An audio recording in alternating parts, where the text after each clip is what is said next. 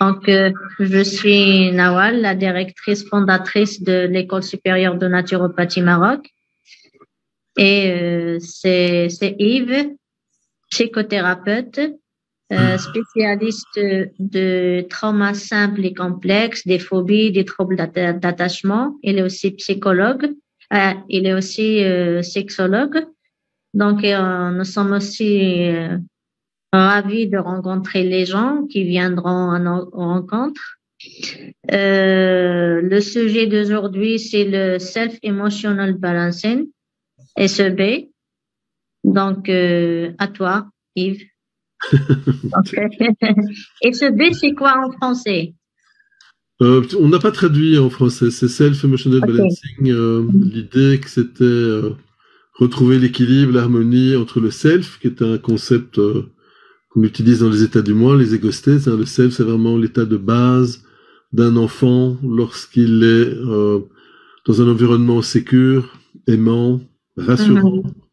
Et emotional, c'est les émotions. Et donc l'idée, c'était de rééquilibrer les émotions à travers le self, donc à travers cet espace qui, normalement, revêt toute une série de qualités. Et ce sont des qualités qu'on étudie lorsqu'on travaille avec les ego states. En gros, les ego states, c'est vraiment le courant qui permet de travailler sur les troubles de l'attachement. Et les troubles de l'attachement sont évidemment très impactants pour la gestion du stress traumatique ou post-traumatique.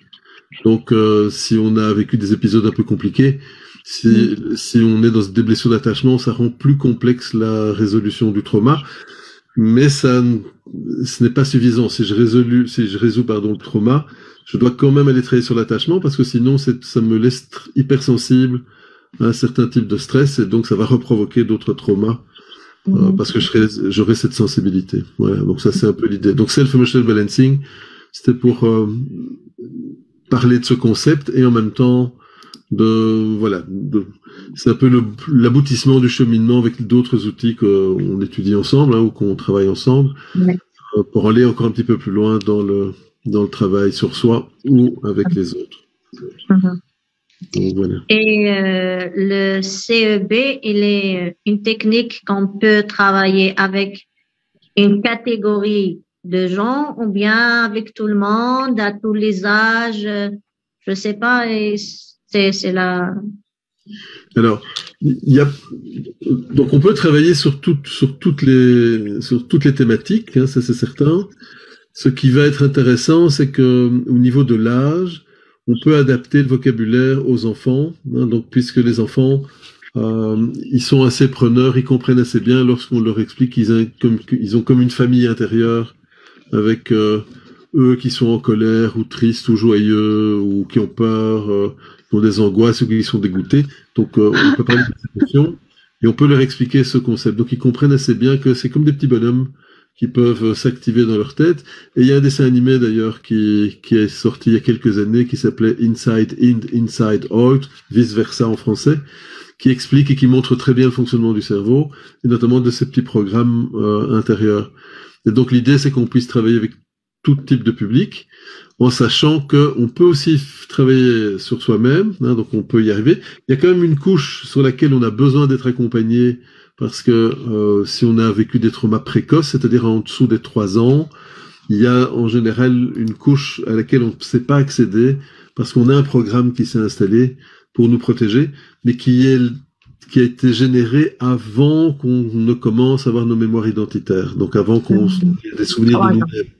Voilà, à partir de 3-4 ans. Donc, donc cette partie-là, ça nécessite quand même un accompagnement, ne fût-ce que sur quelques sessions, juste pour décoller ce programme. Ça participe d'ailleurs de la formation qu'on donne sur le sujet. Voilà, mais sinon, effectivement, on peut déjà beaucoup progresser par soi-même en utilisant ces outils ou en l'utilisant avec ses patients. Et voilà, c'est une méthode qui est vraiment assez complète. Donc, la cible, c'est tout le monde. Donc, on peut travailler sur tout type de personnes. Attendez, je suis en train de couper le micro des derniers arrivants pour qu'il n'y ait pas trop de perturbations. Donc, on peut travailler sur tout type de public. La seule chose, à nouveau, c'est il faut être formé correctement. Donc, je rappelle, si on a des traumas simples, c'est relativement facile. Si c'est des traumas complexes, donc des répétitions de traumas il faut quand même savoir comment on travaille, sur quelle cible je peux travailler, sur quelle cible je ne peux pas travailler au début. Et puis, plus on va aller vers les troubles de l'attachement, au plus on doit aussi connaître les blessures d'attachement. Il y en a 4 différentes en général. Et ça vient encore complexifier le travail. Donc, on doit savoir que pour tel type de patient, on doit travailler plus sur l'émotion, la reconnexion avec les émotions, ou la reconnexion avec le corps, etc. Si les personnes sont fortes dans le mental et le contrôle, on va sortir du mental et du contrôle, revenir aussi vers le corps. Et donc, c'est très, très important. Ouais. Les blessures d'attachement, pour juste les rappeler, soit c'est sécure, soit insécure. Et quand c'est insécure, ça peut être insécure anxieux. Donc ça, c'est vraiment des personnes très fusionnelles, qui cherchent à être rassurées, qui ont besoin d'être rassurées très souvent, rapidement, s'ils envoient des messages ou ils ont besoin d'avoir des retours. L'attachement détaché évitant, c'est plutôt le contraire, des personnes qui ont du mal à se connecter avec les ressentis, les émotions, les sensations, et qui pourraient avoir tendance à couvrir l'autre de cadeaux parce que c'est moins impliquant que de dire je t'aime. Ils auront du mal à repérer leurs émotions ou celles de l'autre. On a ce qu'on appelle l'attachement insécure désorganisé. Ça, c'est des faux calmes. C'est des gens qui sont très fortement dans le contrôle et qui vont exploser à certains moments. De façon, ça peut être très violent. Et c'est pas nécessairement en lien avec, on va dire, avec la gravité de l'épisode de vie. Parfois, c'est un truc simple et ils vont complètement déborder. Parfois, c'est un truc hyper compliqué et ils vont rester très calmes. Et alors, on a ce qu'on appelle les ambivalents qui vont reprendre 2, voire 3 de cette première catégorie. Et c'est évidemment fortement influencé par les parents et par l'environnement dans lequel on a été éduqué. Donc, on va souvent recopier les comportements qu'on a vus autour de nous. Voilà. Donc, ce que les gens ne savent pas, c'est que c'est toi qui as développé ce module.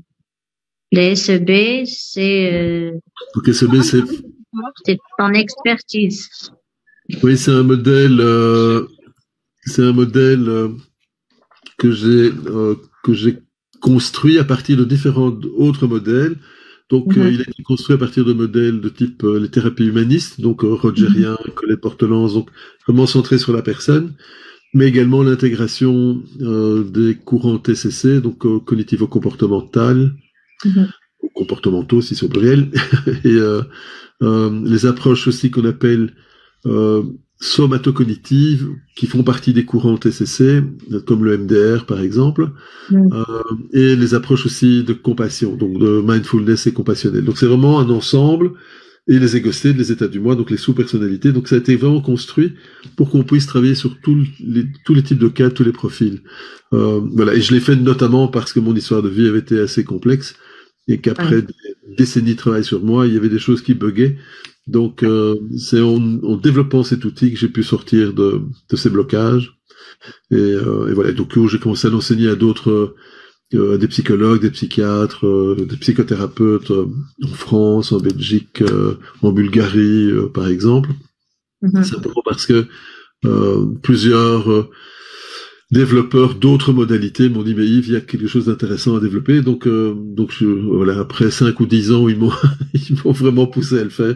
J'ai décidé de lancer ça il y a maintenant 4 ou 5 ans. Donc c'est un modèle qui a 5 années, mais qui repose sur des fonctionnements qui sont connus depuis beaucoup plus longtemps. Les ego states, on a vraiment des recherches sur leur efficacité, la stimulation des points, psychologie énergétique, même chose. Il y a plein de recherches universitaires. Donc c'est une conjonction de tous ces outils pour pouvoir accéder aux parties les plus blessées, les plus anciennes, qu'on appelle les empreintes précoces. Donc, voilà. Donc, concernant les formations, à qui exactement cette formation s'adresse-t-elle? Alors ça va dépendre de toi et de qui tu invites. Est-ce qu'ils ont besoin des prérequis? Est-ce que c'est des gens un peu spécifiques?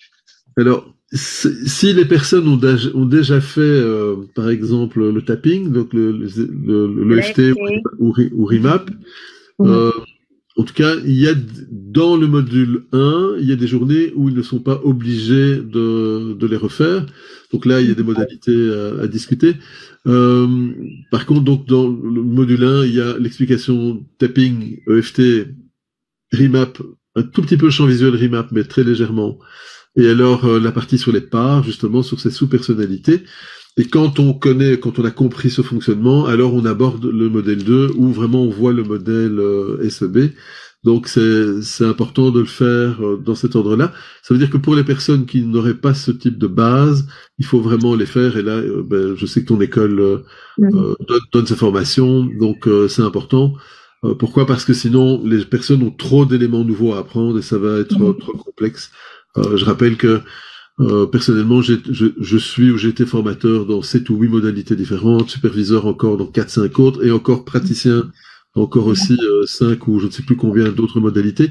Donc forcément, c'est le fruit de toute cette expérience où j'ai repris les éléments que je trouvais les plus intéressants, j'ai complémenté par des choses que je trouvais plus efficaces et puis j'ai fait un peu ma recette de cuisine, mais j'y ai vraiment adjoint d'autres façons de travailler. Donc c'est vrai que ça nécessite un certain prérequis, mais que l'on donne dans la formation pour que les personnes puissent avoir la même base.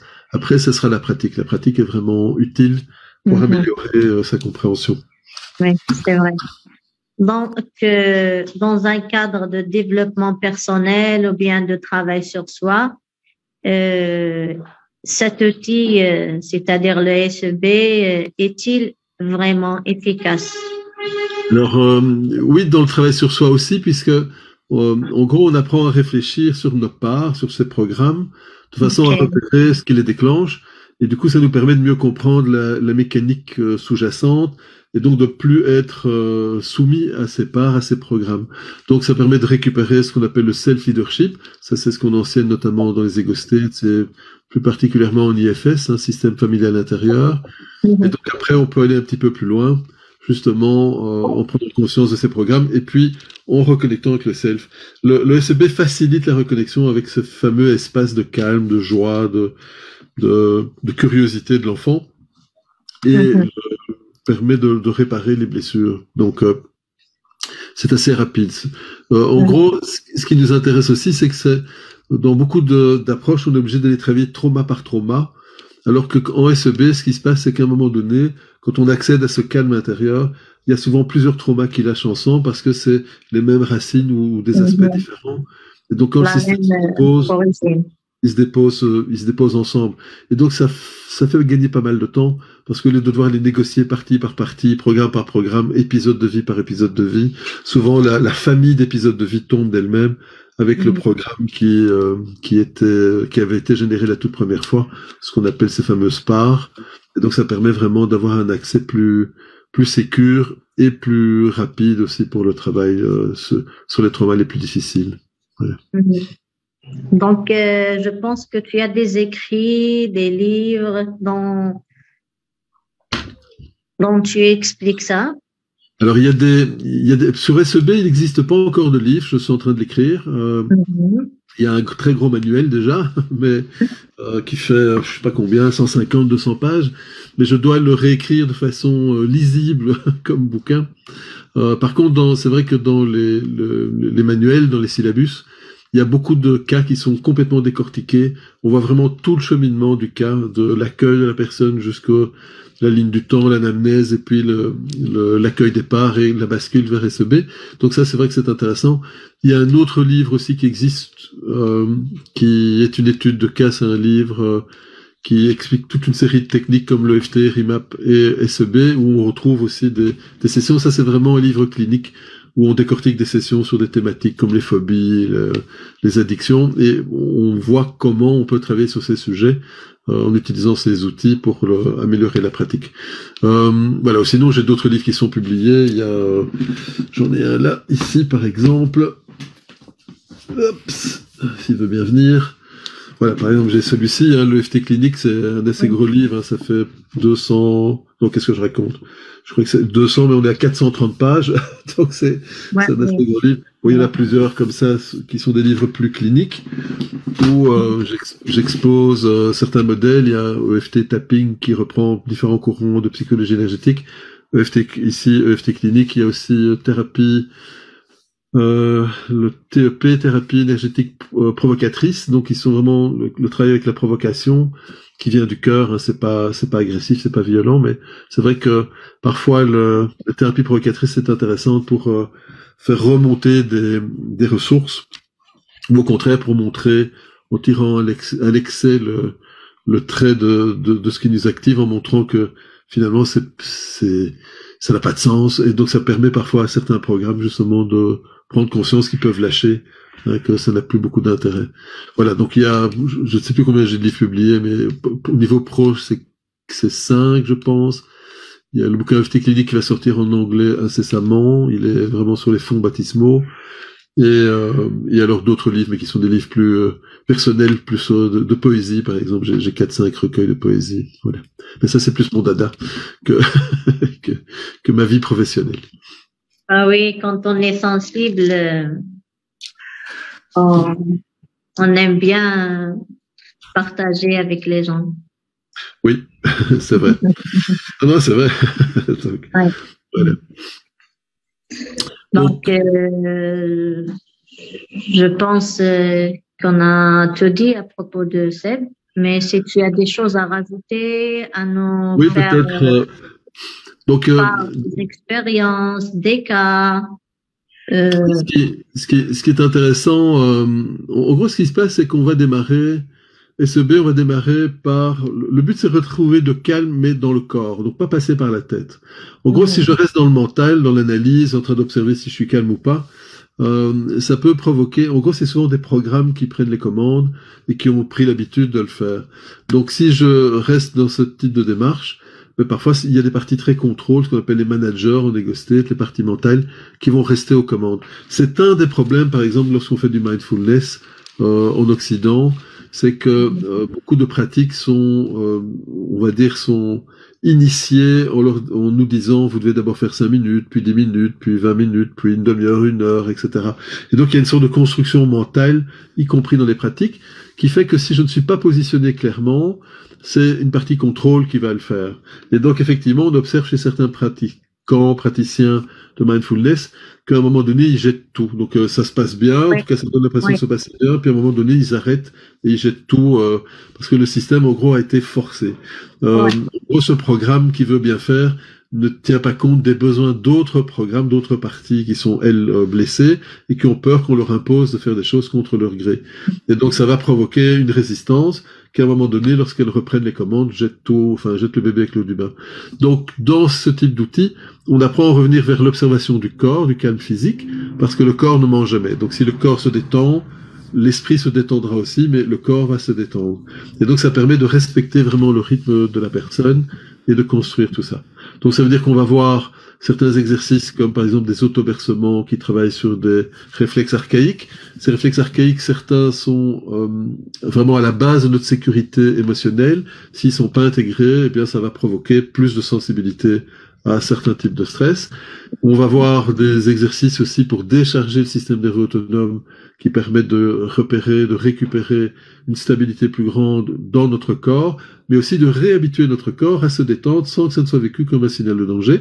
Et puis on a tout ce travail sur les parts, l'accueil de ces fameux programmes qui permettent de les ramener dans le moment présent. Je rappelle que les capsules traumatiques, elles sont toujours figées dans le passé, donc elles n'ont pas conscience qu'on a grandi, qu'on est plus âgé, qu'on a plus de maturité, plus de compétences. Donc on va devoir ramener vers cette observation-là, mais on va privilégier l'observation du calme à travers le corps plutôt qu'à travers notre tête. Et c'est là qu'il y a quelque chose qui change à un moment donné. Donc on étudie évidemment tout ce protocole, comment l'amener.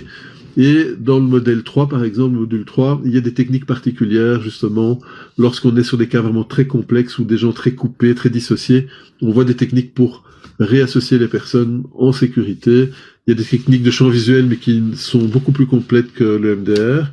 Pourquoi? Parce que elles viennent principalement de Steve Reed, qui est le concepteur de Remap, et qui, lui, a dû conceptualiser une autre façon de travailler le champ visuel, parce qu'aux États-Unis, au Texas où il reçoit, il devait faire du champ visuel parce que c'est les médecins qui prescrivent la thérapie, et il était bloqué en EMDR. Donc il a dû développer une autre façon de réassocier des personnes fortement dissociées, puisque son public à lui était principalement des vétérans de guerre, donc très très fortement dissociés. Donc il a construit ça, et donc on voit ça aussi dans le module 3, des techniques pour justement réassocier ou décharger le système, faire aussi un mapping de parts, comme une forme de constellation, mais de parts de ces fameux programmes. Et donc ça permet vraiment de reconnecter les personnes, même assez fortement dissociées, avec le réseau et du coup de pouvoir le décharger, le réparer et sortir de cette problématique. Donc c'est plutôt chouette à faire. Dans les expériences de vie, beaucoup de personnes, beaucoup de thérapeutes disent chaque fois je me sens beaucoup plus unifié. Donc il y a vraiment une sorte de réunification intérieure. C'est vraiment un vocabulaire qui est fortement et souvent utilisé par les gens.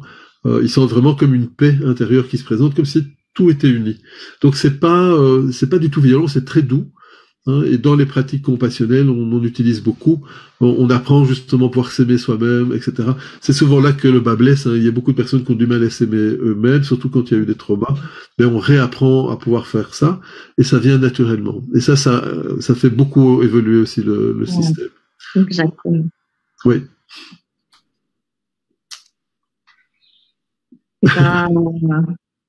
Si tu veux, on ouvre la discussion avec les gens qui sont avec nous. Oui, bien sûr. Donc, oui, qui peuvent se poser des questions. Tout le monde est bienvenu pour poser des questions, pour demander des éclaircissements. Si des choses ne sont pas claires, qui ne sont pas bien comprises.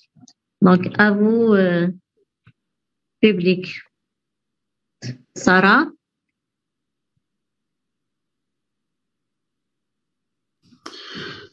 Ce qu'on peut peut-être faire aussi, c'est un mini-exercice. Bon, ça sera pas tout à fait SEB parce que bon, on sait pas faire d'anamnèse et on est en groupe, mais on peut faire. Il y a une formation SEB au Maroc, demande Hussein. Oui, il y aura une formation SEB.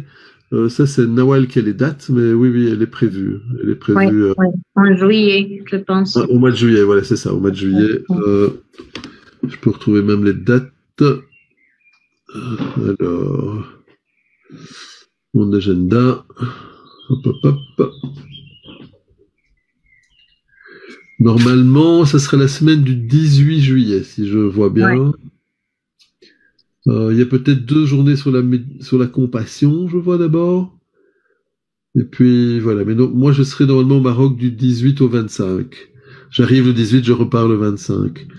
Donc là, il y aura des actes. Ouais, c'est ça. Ah non, attends, parce que là, moi, je vois méditation compassionnelle et puis je vois le champ visuel RIMAP. Cette date-là, mais peut-être que c'est SEB. Ça, c'est toi qui dois dire, Nawal. Je ne sais plus du tout. Oui, on a changé parce que la première date. Ah, on a changé. Oui, c'était on avait tout déplacé. Vous l'avez tout déplacé, tu as raison. Voilà, donc, ok, parfait. Donc, ça sera entre le 19 et le 23, 24 juillet.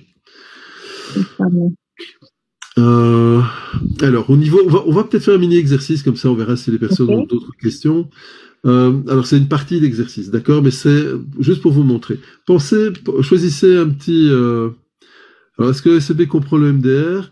Alors, il y a une partie qui va travailler sur le champ visuel, mais là, on le voit, il y a vraiment une formation spécifique à ça qui s'appelle RIMAP champ visuel. Il y a RIMAP, Quick RIMAP et champ visuel, où là, il y a une formation vraiment qui va donner le champ visuel, en sachant que c'est un outil qui est vraiment plus doux que le MDR, ça ne nécessite pas la même connexion au réseau de souvenirs de façon aussi connectée. C'est pour ça que pour les personnes dissociées, ça fonctionne bien.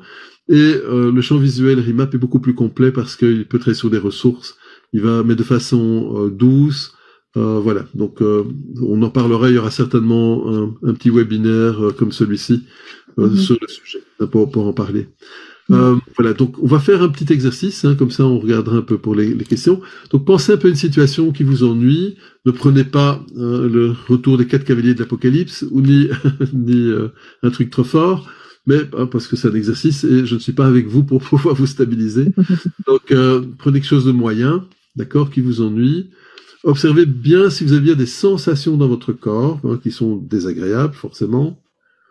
Et ça, normalement, cette sensation, cette réaction, ça correspond à une part, c'est-à-dire un programme qui est généré par l'environnement qui n'était pas suffisamment sécure, d'accord?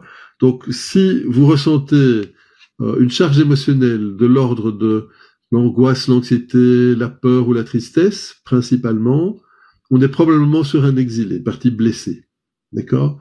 Essayez de repérer la croyance qui est associée à ça. Donc la croyance et la cognition. Donc c'est je me suis senti nul, je me suis senti rejeté, je me suis senti coupable, je me sens impuissant, je sens pas aimable, pas aimé, etc. Je suis en insécurité, je suis en danger. Essayez de repérer la croyance qui est associée. Donc ça, c'est une part, d'accord?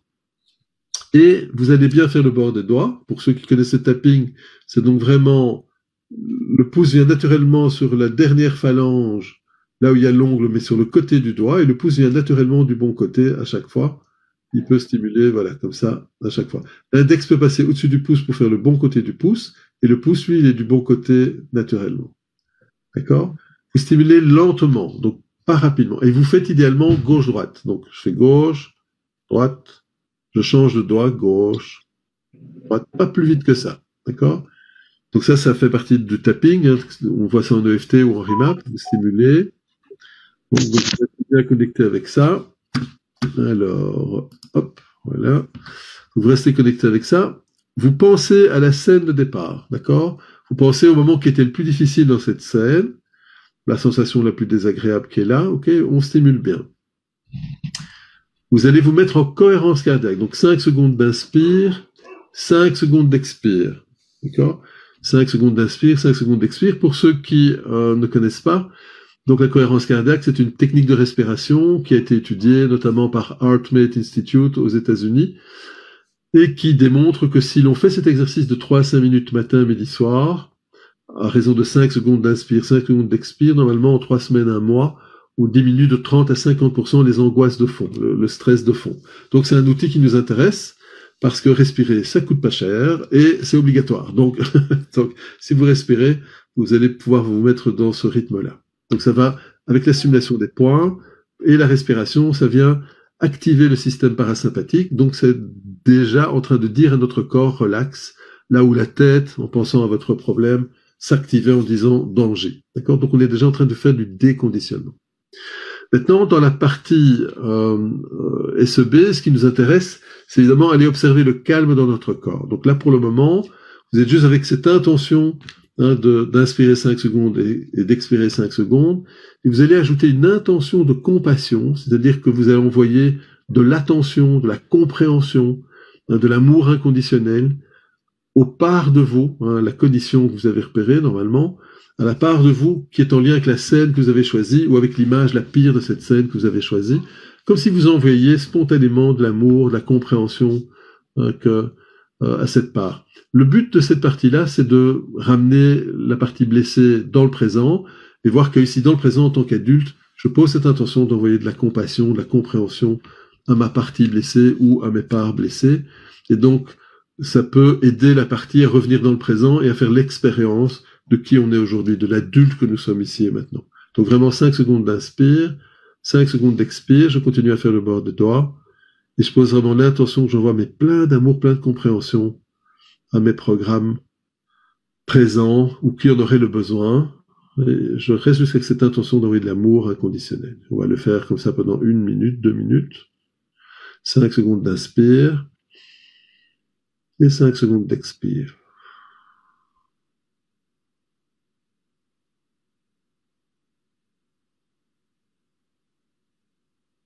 Et soupir. Expirez. Restez bien connecté avec cette intention de compassion. Même chose.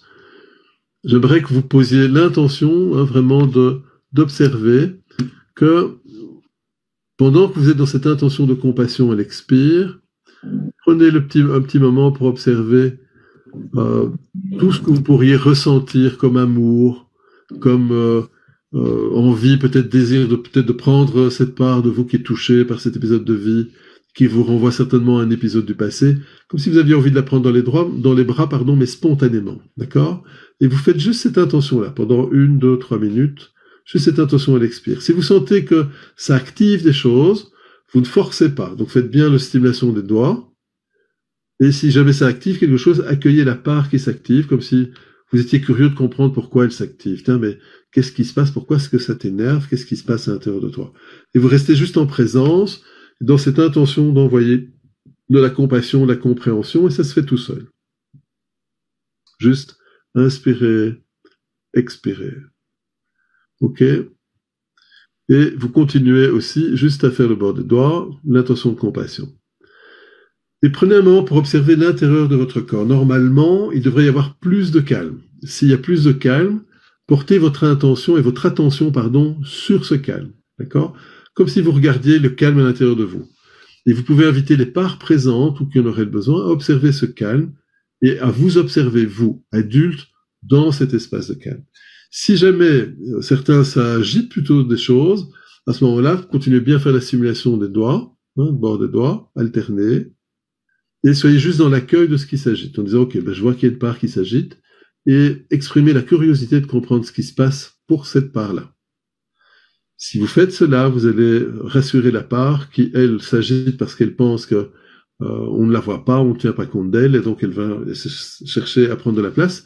Et normalement, si on s'occupe d'elle, juste même dans un dialogue, tout en faisant le bord des doigts, cette part va se calmer, parce qu'elle va voir que on est généreux, on n'est pas négatif, on est vraiment dans l'intention que cette part puisse se détendre. D'accord? Donc, bien stimuler et expirer. Prenez ce petit moment pour observer ce qui se passe. D'accord? Et normalement, il devrait y avoir de plus en plus de calme. Donc, je vais laisser faire pendant 1 minute. Si jamais ça s'agite, accueillez la part qui s'agite avec curiosité. Et si ça se détend, laissez faire.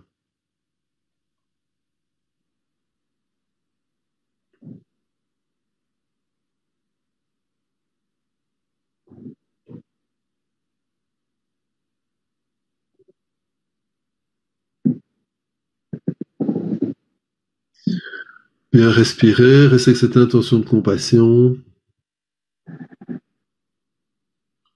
Et prenez un petit moment pour observer ce que ça a changé à l'intérieur de vous.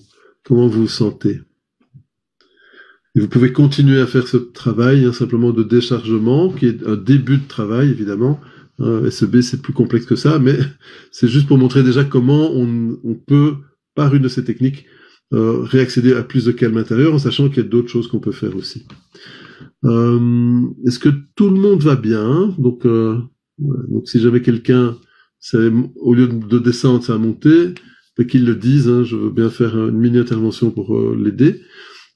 Si ça s'est détendu, vous laissez faire simplement le processus, vous continuez bien à faire le bord des doigts et apportez votre attention sur ce calme intérieur.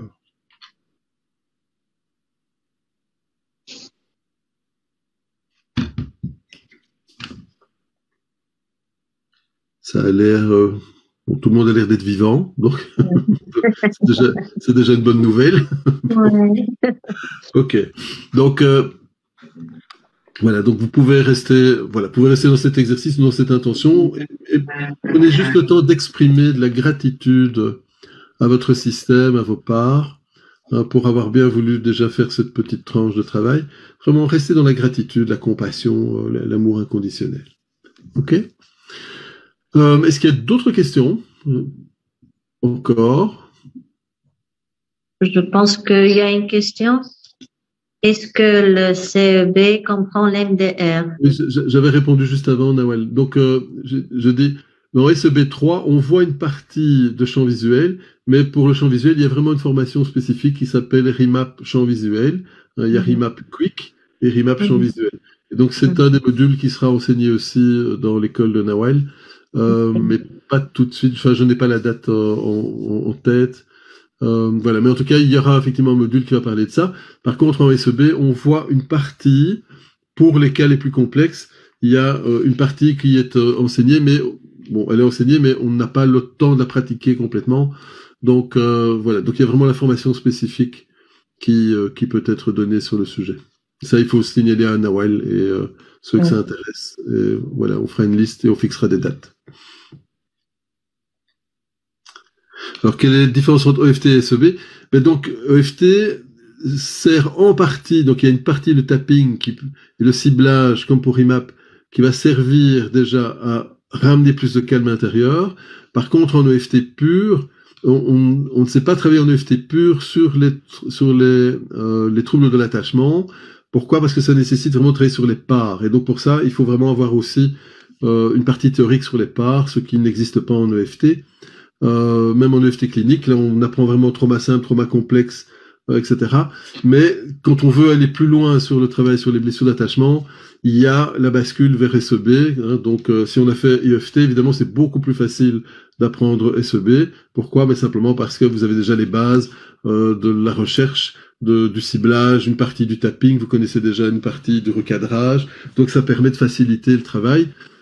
Et si vous maîtrisez ça, évidemment, c'est plus facile. Maintenant, si vous n'avez pas eu l'occasion de faire EFT, il y a une initiation EFT RIMAP qui est donnée dans le tout premier module, avec aussi une initiation sur les parts, mais ça ne remplace pas la formation complète, évidemment. C'est une aide pour pouvoir faire SEB. Par expérience, beaucoup de personnes qui font SEB pur vont faire quand même EFT ou RIMAP, voire les deux après. Et ceux qui ont fait EFT ou RIMAP, ils accèdent en général quasiment au module 2 de SEB, il y a la partie sur les parts qu'ils doivent faire, et en général, ils sont beaucoup plus à l'aise dans les pratiques, ce qui fait qu'ils intègrent beaucoup plus facilement l'outil. À nouveau, je rappelle, c'est un outil qui est intégratif, donc il a vraiment repris plusieurs courants, donc ça nécessite quand même une certaine pratique, une certaine expérience, donc c'est un très très bel outil. Mais si vous êtes plus à l'aise déjà en tapping, ça sera beaucoup plus facile pour l'intégrer. Si vous êtes un peu newbie, débutant en tapping, vous pourrez le faire, ça fonctionnera. Mais vous verrez que par expérience, vous aurez envie d'aller faire la formation tapping après pour pratiquer beaucoup plus, parce que vous allez voir que c'est beaucoup plus simple quand vous êtes formé à l'ensemble. C'est pour ça que c'est un outil intégratif. Ça demande vraiment d'avoir... Par contre, par rapport à tous les outils, on gagne beaucoup de temps, puisque, par exemple, dans le modèle IFS, rien que la formation modèle IFS, ça demande, ça fait presque 30 jours de formation qui sont donnés. Et quand moi j'ai fait la formation IFS, j'ai refait 15 jours d'assistant pour le niveau 1, pour bien comprendre déjà bêtement le niveau 1. Donc pour le niveau 1, j'avais fait 30 jours de formation, et puis encore 15 autres jours pour le niveau 2, niveau 3. Alors qu'ici, vous allez voir avec SEB, avec la journée sur les parts, et après le travail qui est fait pendant les exercices et les pratiques, vous allez voir que vous intégrez très très rapidement le concept, et vous gagnez beaucoup de temps. Et ça donne du coup un accès à des parties beaucoup plus blessées, beaucoup plus précoces, et donc les traumas les plus complexes. Voilà. D'autres questions? Ah, voilà. De rien, Hussein, avec plaisir.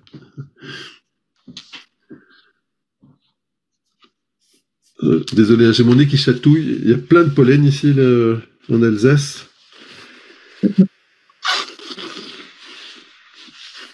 Ah.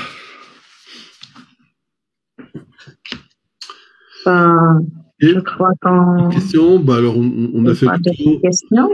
On a fait le tour, on a tout dit. De toute façon, si les gens ont besoin encore d'informations, je vais laisser mon numéro. Donne tes coordonnées, oui.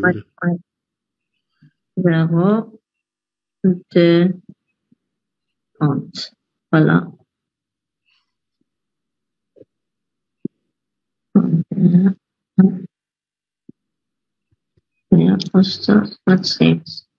Et pour les gens qui sont intéressés par des séances, Yves sera ici à partir de demain jusqu'au 6 juin, Inch'Allah. Vous pouvez aussi prendre les rendez-vous sur le numéro 05 23 30 02 30. Donc, on se dit au revoir. À demain, Inch'Allah, l'aéroport de Mohammed V. Oui, à demain. Donc, il y aura un replay, donc ce qui a été enregistré. Donc, dès que j'ai le... Il y avait beaucoup de gens qui ont réservé leur place, mais il y avait des contraintes de temps parce que tu connais aussi, ici au Maroc, c'est un peu le début de l'été, donc les gens ils prennent le temps de se balader un peu. Oui, j'ai l'habitude, il fait beau, donc il faut en profiter. Oui, c'est ça. Donc, merci Hussein, merci à tout le monde. Merci à toi, Yves. Allez, et puis nous, on se retrouve demain soir. Prends soin de toi. Inch'Allah, au revoir.